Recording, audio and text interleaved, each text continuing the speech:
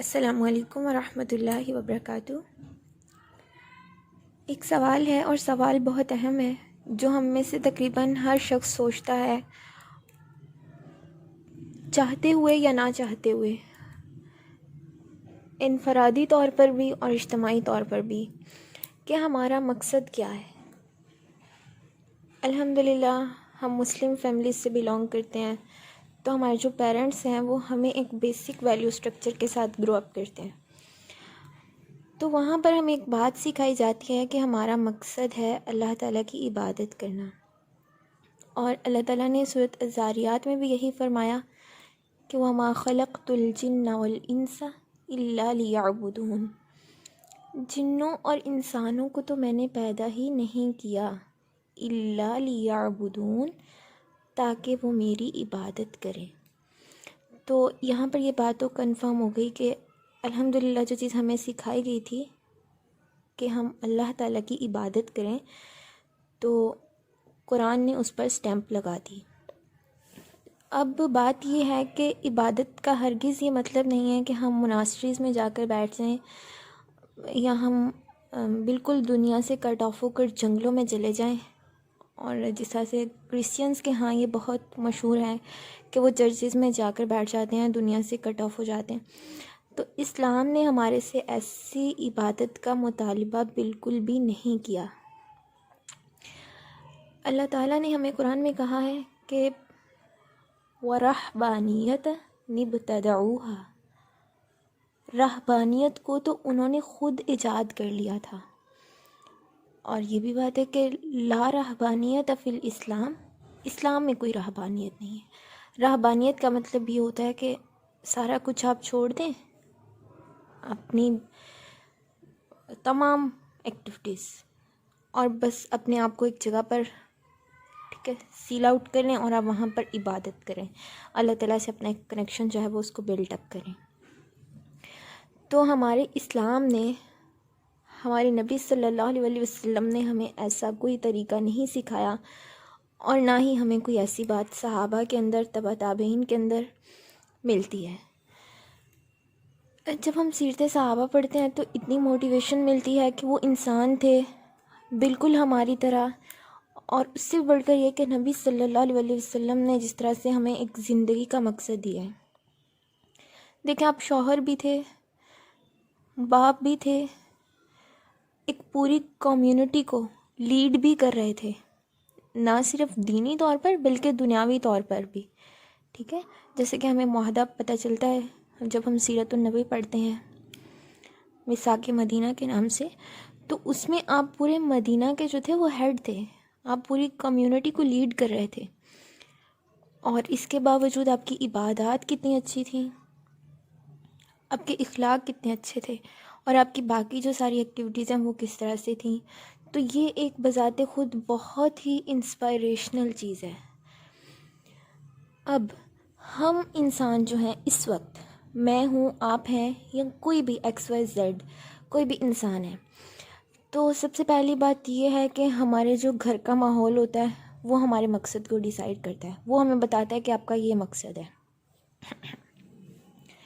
اس کے بعد ہمارا جو پیئر پریشرز ہوتے ہیں، ہمارے فرینڈس، ہمارا سوشل سرکل، یا ہماری آل اوور سوسائٹی، وہ ہمیں یہ بتاتی ہے کہ آپ کا کیا مقصد ہے، یا کیا مقصد ہونا چاہیے، یا آپ کو کس لائن پر کام کرنا چاہیے۔ اس کے بعد ان ساری چیزوں کے اندر رہتے ہوئے الحمدللہ ہم ایک خود انسان ہیں، انڈیپینڈنٹ ہیں، ہم سوچ سکتے ہیں، کر سکتے ہیں۔ تو ہمارا دماغ جو ہے وہ ہمیں بتاتا ہے کہ تمہارا کیا مقصد ہے، یا تمہیں کیا کرنا چاہیے۔ تو یہ سارے جو فیکٹرز ہیں وہ ہماری پرسنالٹی کو ڈیولپ کرتے ہیں، اور ہمارا ایک جو اوورال اسکیچ سامنے آتا ہے، ہمارے اخلاق اور ہماری باقی سارے معاملات وہ اس طرح سے ہوتے ہیں۔ اب بہت سے لوگ ایسے ہوتے ہیں جن کو گھروں سے یہ بتایا جاتا ہے کہ تمہاری زندگی کا مقصد ڈاکٹر بننا ہے۔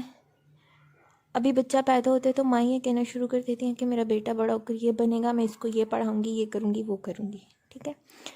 اس کے بعد جب ہم معاشرے میں نکلتے ہیں تو نہیں، وہاں پر ہمیں کچھ اور چیزیں نظر آ جاتی ہیں، جیسے کہ کچھ لوگ ہوتے ہیں وہ ایکٹرز بن جاتے ہیں. تو شاید ان کو لگتا ہے کہ ان کی زندگی کا مقصد ایکٹر بننا ہے. پھر یا ہمارا دماغ جو ہے وہ ہمیں بتاتا ہے کہ تم یہ بن جاؤ، تو ہم اس کے لیے اسٹرگل کرنا شروع کر دیتے ہیں. لیکن ان سب میں ایک چیز جو ہے وہ یہ ہے کہ ہمارا جو دل ہے وہ پرسکون نہیں ہوتا. ہمارا جو دماغ ہے وہ سیٹسفائی نہیں ہوتا جو بھی ہم ایکٹیویٹیز کر رہے ہوتے ہیں. کیونکہ ہمارا جو بیسک ہے، جو کور آف دی ورک ہے، وہ مسنگ ہے. وہ تو موجود ہی نہیں ہے نا. تو اب اگر وہ موجود نہیں ہے تو ہمارے باقی کام سارے کیسے سیٹ ہوں گے؟ اور وہ کور کیا ہے؟